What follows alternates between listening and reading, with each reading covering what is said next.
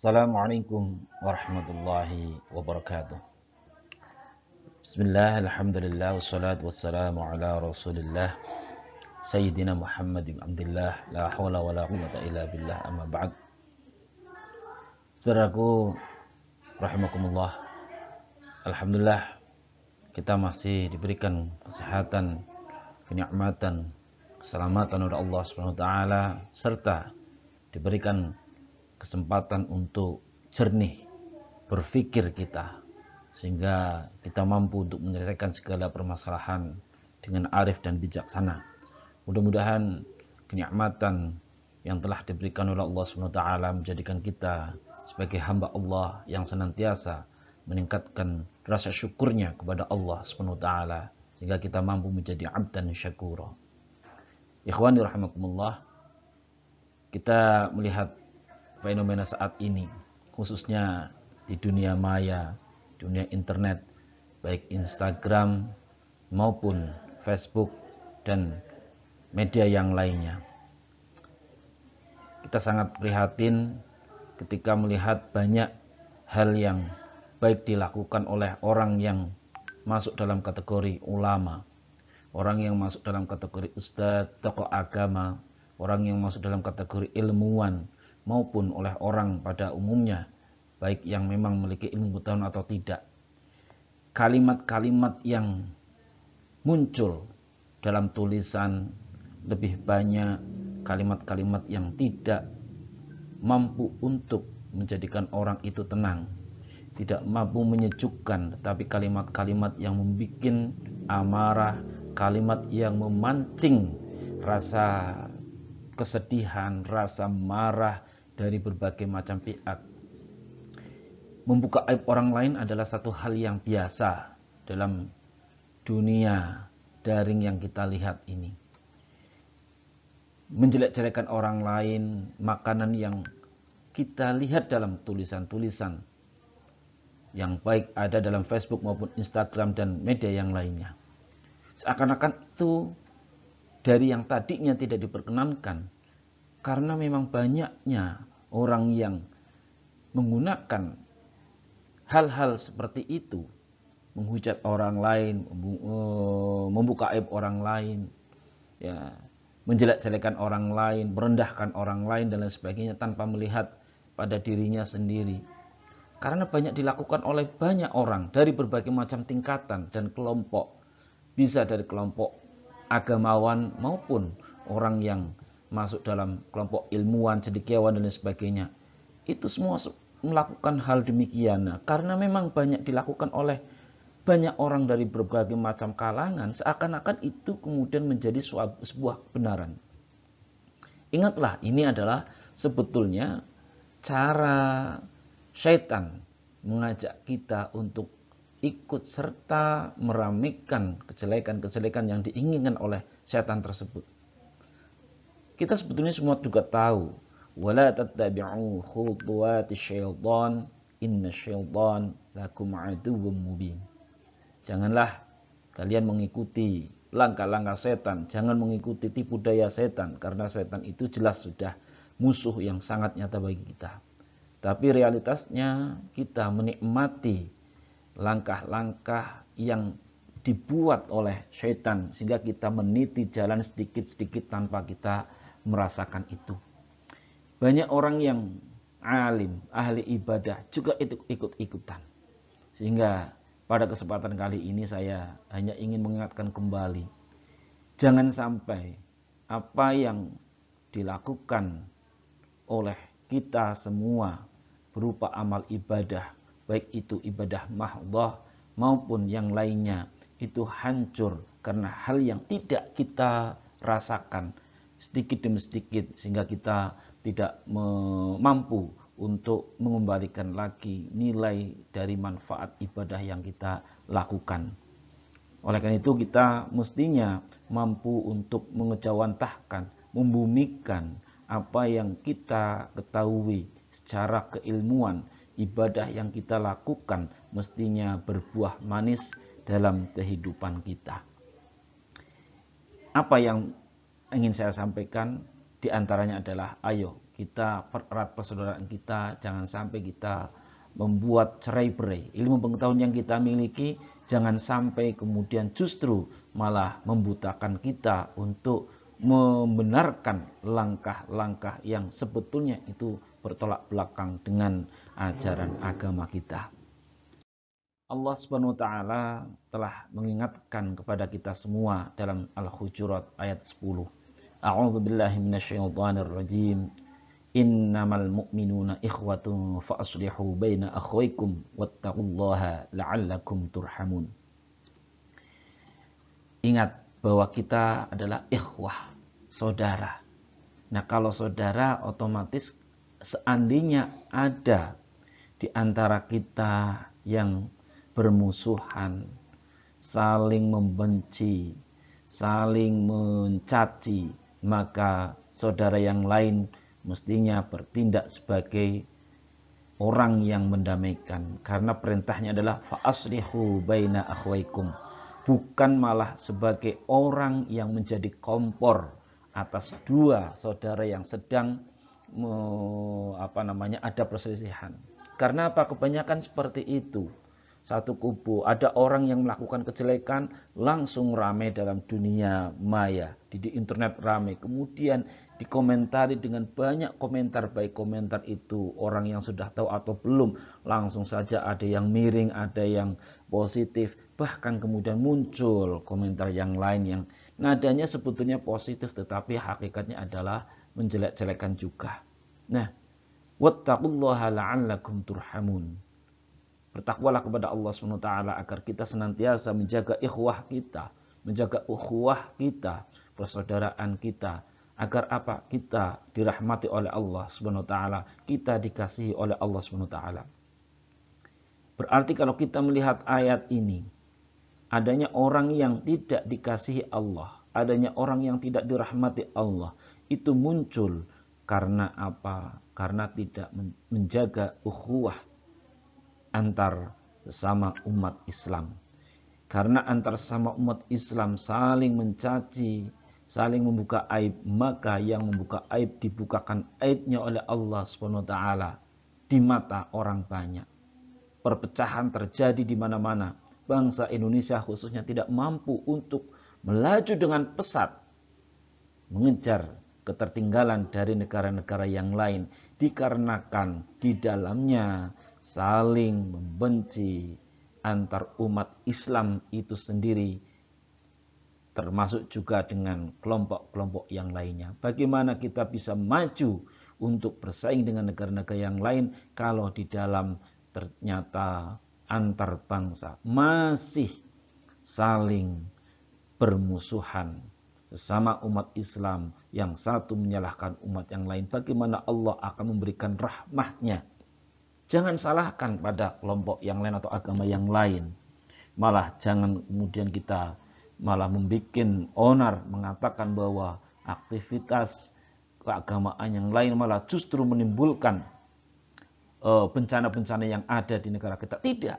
Justru bencana itu muncul akibat perilaku umat Islam itu sendiri yang tidak mampu untuk menjaga ukhuwah antar sesama umat Islam, karena yang terjadi hanyalah saling mengejek, saling menghina, sehingga Allah mencabut rahmatnya. Coba kalau kita melihat ayat ini, kalau kita pengen mendapatkan rahmat Allah, maka jagalah betul-betul ukhuwah kita. Ya, kita tahulah semua sebetulnya, tetapi hanya sekedar dari sisi aspek kognisi saja, hanya sekedar ilmu pengetahuan saja, kita tidak mampu untuk mencermatinya. Maka ayo, apa yang kita lakukan, ibadah kita bumikan, kita praktekkan nilai-nilai tersebut dalam kehidupan berbangsa dan bernegara. Bagaimana kita hidup di masyarakat, itulah yang sesungguhnya. Kenapa kita mencoba untuk melihat, kebetulan kemarin saya membaca dalam Samudra Rubaiyahnya Ar-Rumi, Jalaluddin Ar-Rumi. Ia bertanya, jika ilmu pengetahuan dan logika membuat orang semakin pandai dan cerdik, mengapa pada saat yang sama menimbulkan permusuhan? Kalau kita masih mempertuhankan hanya pengetahuan dan logika saja, yang katanya membuat orang pandai, tapi nyatanya permusuhan merajalela. Dunia kita diselimuti bukan perdamaian, tetapi justru permusuhan antar bangsa. Negara yang katanya paling demokrat, paling demokrasi, yaitu Amerika, itu saja permusuhan yang sangat memalukan. Ternyata tidak demokrat, tidak menjunjung tinggi demokrasi juga. Mengapa orang yang beriman itu berpikiran sempit dan banyak melakukan penyimpangan? Buktinya apa? Orang yang beriman ternyata kadang dia tidak mempercayai keimanannya itu. Yakin bahwasanya kalau orang itu membuka aib orang lain akan dibukakan aib oleh Allah SWT orang tersebut. Kalau memang yakin, maka janganlah membuka aib orang lain. Tapi kenyataannya kita hanya berpikir sempit untuk kepentingan sesaat, tidak berpikir untuk kepentingan yang lalu. Apakah pandangan sempit merupakan sifat dan ciri pendiri agama besar? Apa sebenarnya nilai kitab suci bagi orang yang beriman? Kalau kita kemudian Al-Quran, kitab sucinya adalah Al-Quran, sebetulnya nilai kitab suci Al-Quran itu bagi kita itu apa? Apakah hanya sekedar untuk dibaca dengan suara merdu, dengan adanya MTQ, Musabaqah Tilawatil Quran, Musabaqah Tafsir Al-Quran, ya, dan tidak ditafsiri dalam rangka menjawab realitas kehidupan. Al-Quran hanya dibaca sesuai dengan namanya, hanya qiraah, hanya dibaca saja, tapi tidak mampu untuk menjadikan solusi atas masalah yang ada, tidak mampu untuk dikontekstualisasikan sehingga sholihun fi kulli zamanin wa makanin. Mengapa orang beriman yang tahu isi kitab suci itu gagal dalam tindakan dan muamalah? Ya, artinya apa? Mungkin dari sisi solehan individual bagus, ibadahnya bagus, sholatnya bagus, ya, tetapi ketika bermuamalah ia memperbolehkan berbagai macam cara untuk menyakiti hati orang lain. Ingatlah bahwa menyakiti hati orang lain, menjelek-jelekan orang lain, membuka aib orang lain dalam kondisi apapun, kalau kita bukan sebagai orang yang memang dimintai bukti oleh pemerintah ataupun dalam rangka untuk menjaga kehormatan, itu tetap tidak diperkenankan. Ya, inilah kenapa kemudian Jalaluddin Rumi mempertanyakan itu. Ya, orang yang paham betul tentang kitab suci, tapi ternyata apa? Dalam tindakan sosial bermuamalah itu ternyata berbeda pendapat. Padahal justru kalau kita melihat muamalah, ya, yang dilakukan oleh Rasulullah SAW itu adalah tujuan utama, ya, karena tujuan kehadiran Nabi Muhammad SAW adalah yang pertama membawa ajaran Islam adalah liutammima makarimal akhlak. Begitu pula kita memang harus melakukan ibadah, karena ibadah adalah bekal dan makanan rohani, ya, bahkan seperti oksigen kita dalam mengarungi hidup dan memakmurkan bumi ini. Artinya apa? Bahwa kita tetap harus melakukan ritual ibadah mahdhah maupun khairu mahdhah. Kita harus tetap lakukan puasa, sholat, dan ibadah sedekah dan lain sebagainya kita lakukan. Karena dalam rangka untuk memakmurkan bumi. Artinya apa? Kesalehan secara individu yang kita lakukan dalam rangka melakukan ibadah mahdhah maupun khairu mahdhah tersebut, mestinya kita mampu untuk membumikan dalam rangka menjaga agar bumi tetap sehat, tetap pergaulannya itu rahmatan lil alamin. Begitu pula, itulah tujuan, ya, yang akan tercapai, ya, bahwa memakmurkan bumi, ya, itu tidak mungkin akan dapat terwujud tanpa akhlakul karimah, tanpa akhlak yang luhur. Nah, oleh karena itu, ya, kita itu ketika melakukan ibadah, ya, bahwa ibadah pun tidak akan memiliki arti apa-apa seandainya ibadah tersebut juga tidak dilakukan tanpa akhlak, ya. Jadi bahkan ibadah ritual pun tidak memiliki arti tanpa akhlak. Kita patut merenungkan, ya, siapapun sebetulnya, ya, siapa saja, ayo kita merenungkan. Ini pernah saya sampaikan, ya, bahwa renungan tersebut adalah terkait dengan apa? Orang yang melakukan ibadah, ya, tetapi ia dalam hal muamalah tidak bagus. Ini hadis yang diriwayatkan dari Imam Abu Hurairah radhiyallahu an. Ia bertanya kepada Rasulullah SAW. Qila di Rasulullah, ya, inna fulana, ya, ada inna fulana tusalli al-lail. Ada seorang perempuan yang salat malam, ya, mohon maaf ini fulana, tapi sebetulnya ya kalau kemudian kita tafsir ya banyak orang. Tapi ini adalah kasusnya pas ada perempuan yang memang dia malamnya sholat, wa tasumun nahar, siangnya puasa, wa filisaniha syai'un tu'dhi jiranuha salita. Tetapi di mulutnya itu ada hal yang tidak baik. Kenapa? Karena dia senantiasa menyakiti tetangganya, ya, sehingga tetangganya itu sakit hati. Maka jawab Rasulullah SAW adalah la khaira fiha. Sama sekali. Meskipun dia sholat malam terus, puasa siang terus, tapi kalau dia senantiasa menyakiti hati tetangganya, ya, mencaci tetangganya dan lain sebagainya dengan cacian dan lain sebagainya, maka la khaira fiha. Tidak ada kebaikan yang ia lakukan. Bahkan hiya finnar. Ia ada di neraka. Dan dikatakan juga, waqila lahu inna fulana tusalli al-maktubah wa tasum Ramadan wa tatasaddaq bil aswar. Ada seorang perempuan yang memang ia puasa, salat hanya puasa, salat yang diwajibkan, tidak melaksanakan salat sunnah. Malamnya puasa Ramadan juga hanya puasa Ramadan. Tetapi ia juga hanya sedekah juga hanya sepotong makanan kecil saja. Walaysa laha syai'un ghairuh, tidak ada yang lain. Tetapi wala tu'dhi ahadan, ia sama sekali tidak menyakiti seorang pun, ya. Wala tu'dhi ahadan, ia sama sekali tidak menyakiti seorang pun. Jawab Rasulullah SAW, hiya fil jannah, dia akan masuk surga, ya. Jadi dalam kalimat Imam Ahmad mengatakan wala tu'dhi bilisani ya jiranaha, ya, dia tidak menggunakan lisannya untuk menyakiti tetangganya. Nah, oleh karena itu At-Tabrani mengatakan innal 'abda la yablughu bi hasni khulqihi 'azima darajatil akhirah. Seorang itu akan mampu untuk mencapai derajat akhirah wa syarful manazil, dan kemuliaan tempat besok di akhirah hanya karena apa? Bi husni khuluqihi 'azim, ya, bi husni khuluqihi. Dia karena akhlaknya yang baik. Ya, wa innahu la yadhiqu al-ibadah, meskipun ia sedikit ibadahnya. Wa innahu la yablughu bi su'i khuluqihi asfala darajatin fi jahannam wa 'abidun.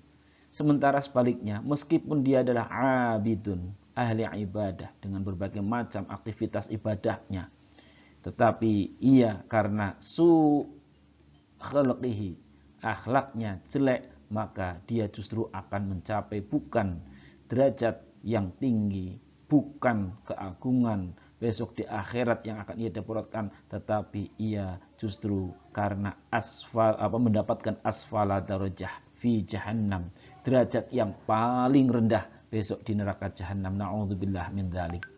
Ikhwani rahimakumullah. Oleh karena itu marilah dengan hadis ini kita mencoba untuk refleksi pada diri kita sendiri agar kita tidak terbawa khutuwati syaitan, bujuk rayu setan, kita ikut-ikutan serta membuka aib orang lain, mencaci maki orang lain. Bahkan kalau kita tidak tahu, tidak usah kita berkomentar. Jangan ikut komentar sesuatu yang tidak tahu. Tidak usah menjelekan seakan-akan kita itu orang yang tahu, padahal hakikatnya kita adalah orang yang tidak tahu. Bagikan tong kosong berbunyi nyaring. Eman-eman, nanti ibadah kita ternyata tidak ada artinya sama sekali. Jagalah lisan kita, jagalah tangan kita. Meskipun kita hanya melakukan amal ibadah mahdoh, tidak banyak yang kita lakukan, tetapi kita mampu menjaga itu dan membumikan ibadah yang kita lakukan agar kita mampu menjaga ukhuwah kita, ibadah sosial kita jaga dengan akhlakul karimah. Insya Allah kita akan mencapai azima darajatil akhirah wa syarafal manazil, keagungan derajat akhirat dan kemuliaan derajat besok di akhirat kelak. Tempat kita adalah fil jannah. Amin ya rabbal alamin. Wallahul muwaffiq ila aqwamit thariq. Assalamualaikum warahmatullahi wabarakatuh.